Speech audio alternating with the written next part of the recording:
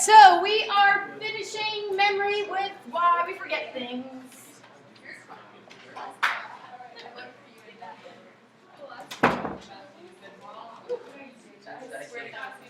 Okay, so why do we forget things? This is module 30.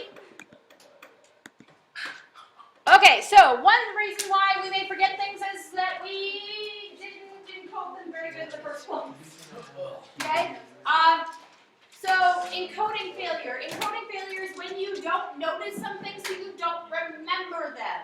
Okay? You don't pay attention to it. Remember when we did the memory model in the first place and we talked about that you can lose stuff like every step along the way. You can lose stuff out of sensory memory because you're not paying attention to it. You can lose stuff out of short-term memory because you don't rehearse it. And you can lose stuff out of long-term memory because you don't encode it. Okay? You don't give meaning to it. So encoding failure is when you just don't notice something, so you don't remember them.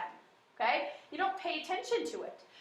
Sometimes what happens is that you are maybe off in La La Land and you're not really paying attention to it, or you're paying so close attention to one thing that you don't notice another. Okay, it's interesting because I've had this many a time where I've had people that they get to a quiz or a test like, you did not say that. You didn't talk about that at all. Yes, I did. No, you didn't. Yes, I did. And I know that I did. But they were going and they were paying so close attention to other things that they didn't notice, and they didn't pay attention to those little things that I may have said. Okay? For example, a stop sign. Okay? Stop sign. Which of those is the correct stop sign? The top and the top right here. It's the bottom middle one. Yeah, it's the middle. The bottom middle one's supposed to be. Middle right. Sixth one. Top right. The top right? No, top, middle right. Middle It's right. bottom middle. Middle I say right? top middle, so like, Bottom even though I kind of don't see them, like, right. but Middle you have it. Here's the thing is that you see stop signs, guys, you see stop signs all the time, right? Actually, some stop signs are different. Some stop signs are actually black now. Yeah. I have never seen a black I've stop seen sign. multiple, and it was black and white. You mean a black? No, it's like completely black and then white lettering with stop. Never would have guessed that stop Huh. until it stopped. Are you taking pictures of last Okay, so here's my point is that you see stop signs all the time.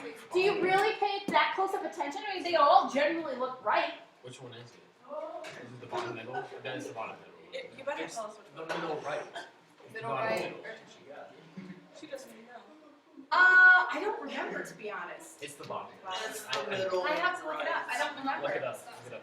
I believe, I want to say that it's the one in the middle on the right. I want to say it's this one. That's what I said. That's what I want to say. But I'd have to look to be sure. What? Stop. No. Well, Yeah, it does. yeah, it does. It has a very faint border. Okay. Bottom middle. No, it's clearly middle right. There. Okay. Hold on. On. Okay. So Maddie found a picture of a stop sign. Okay. It's So either the- this one, guys, look. Okay. This is the picture. Look it. Okay. The one on the right, the middle right. That one doesn't have. You can't really tell, but it has a very faint white border, and you can't tell because the rest of it, the background is white. But here's the thing: is that all the other ones, this one, for example, has a black outline around it. You notice that it has a white border, but it has a black outline around the white border, right? Okay. Does this have a black outline around the white border? No. Okay. So, okay, those are things that you don't pay attention to. Who cares, Wait, right? so which one was it? We're going with the middle right. Okay. We also have storage decay. You forget more initially, and then it levels off. Okay. It's interesting because there have been studies, particularly with those people that have studied a foreign language. Guys, there's been studies that look at those people that have studied a foreign language, and they studied a foreign language maybe in high school. How many of you are foreign language right now? See, senor. Okay. Yes. Here's the point: is that you go and study in a foreign language, maybe even all throughout high school, right? And then you go to college and you don't take any more foreign language. Maybe 10 years, 20 years down the road, how much of your foreign language are you going to actually remember? If you don't practice it, and this is what we're assuming, if you don't practice it, you forget a lot initially, and then it kind of levels off, and you may remember, you should remember some of it, say 10 years down the road if you have not used it again, okay? It'll come back to you a little bit, but you're not gonna, it's not gonna be completely gone, is what I'm saying, okay? So the storage decay happens very quickly. It's like a landslide initially. Okay. Guys, same thing is that if you talk to anybody, if you talk to, like, for example, the classes that you had last year. Think about the classes you had last year. Okay, how much of that information do you remember this year? I don't remember economics. Okay, you initially forget a lot, so a big old landslide, and then it kind of levels off, and what you will find is that you will still remember some, but not all. That's the idea behind storage decay. It's the Ebbinghaus forgetting curve. We talked about this before. Remember that? We talked about the idea that it's better. Why is it better to study over long periods of time rather than cramming? You remember it longer. You remember it longer. You're giving it more meaning. You're going to remember it longer. However, why is it that people do not recognize that and say, oh, well, I do just fine when I cram? Why did they say that? Easier to cram. Because it works for me. Okay, but why? Because I'm just that smart. It does. It helps for a short period of time, but for long term, it's not going to help you. Okay? So it will help you. You go cram tonight. I give you a test tomorrow. Yes, it could potentially help you do better on the test tomorrow. But if I go and test you again on that same information, again, just like we do at the end of the semester, okay, if you have not been studying that steadily over time, you are not going to remember it. Okay? Cramming is not good for long-term memory. I know, but it's so easy to do. All right, we also have retrieval failure. Okay, remember this is getting information out of our long-term memory. So retrieval failure is when we have one or two things happening. We have the proactive interference and retroactive interference. So the proactive interference is when something you learned earlier disrupts the recall of something you learned later.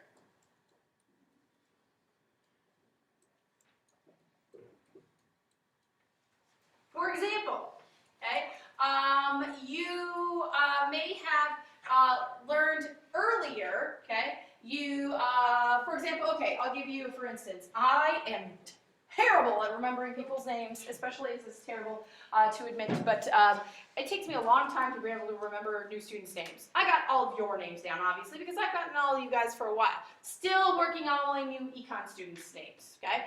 But the interesting thing is that the proactive interference is that I will look at sometimes somebody, and I know you've had this happen before to you as well when you meet somebody new, and you're trying to learn their name, and you're like, gosh, they look like this other person that I knew, and this is what happens to me, is I look, they look like this student that I used to have, and I always want to call them by that person's name, right? And it's a block to try and remember the new person's name. Have you had that happen? You're like, you kind of vaguely look like, or you act like, or you sound like this other person that I know, and so you always want to call them by that other name, and it blocks you from remembering the new name, okay? This is a nice little. This is a nice little cartoon. It says the guy's on the phone, and it says 415 Con Air Avenue, and he says no 431. Oh, sorry. I used to live at 413, 431 Con Air. So he's having a hard time. He's like, getting a block from remembering the new address because he's been so used to saying the old address. Have you ever had that happen when you moved? Seriously? Wow. Okay. Well, when you move, because you will move in your lifetime, when you move, what you will find is that, guys, especially zip codes, I found this, I've moved enough times now, not as many as my husband, but I've moved enough times that remembering the new zip code it's like a block because I'm trying to always remember the old zip code. And then eventually you'll get to the point where you'll do this, and you'll have retroactive interference, where the new information disrupts recall something you learned earlier. And so now I remember my new zip code. But if you ever have to fill out like paperwork on oh gosh golly, have you guys ever had to fill out when you fill out a job application? You guys don't have a very long job history, but if you ever had to fill out a job application, they are asking for where you've worked in the past, and they want the name and the address and the phone number. And sometimes zip code, yeah, of where you've worked in the past. And as you get older and you've worked more places, you will find that the retroactive interference happens where you remember the current information, but you can't remember the old information anymore, okay? Because it's like this block. I remember, the address. Maybe I'm getting used to the address of Chittard and writing out the address of Chittard. And I used to have in memory all the time an address of a school that I used to work at, but now I have to go look it up because I don't remember, okay? Retroactive interference, okay? Sleep also is protected from this. So this is why, remember at the very beginning of when we talked about memory, and we had those true-false things, and then we talked about the hour before you go to sleep is the best time to study. Okay? The reason that is because you don't have retroactive interference. So you don't have things where you you're going to study, like for example, let's say that you have a test tomorrow, okay? Maybe you have a test in a science class tomorrow, and you study like right away when you get home, and then you do your AP Psych homework, okay? The problem is that now you have AP Psych on the brain, and you have a really hard time going back and remembering the stuff that you'd studied before, your science stuff that you were studying before, okay? So the point is that the best time to study for whatever class you have a test for tomorrow is right the hour before you go to sleep. So that way you don't have any interference afterwards. You're sleeping on it. It will help you remember it better, okay? So, like I said, this is the name thing, okay? So, retroactive interference, if you learned Julie's name first, okay, and you learned Judy's name second, retroactive interference is that you have a hard time remembering Julie's name, okay? I get to this point, at some point during the semester, during the year, where I will go and my current students that I have, I remember their names, and then I look at anybody that I had last semester, and I'll be like, oh, I remember where you sat, what class period you were in, and now my mind is blanking on what your name is. Okay? So, proactive interference, retroactive interference. See you guys tomorrow.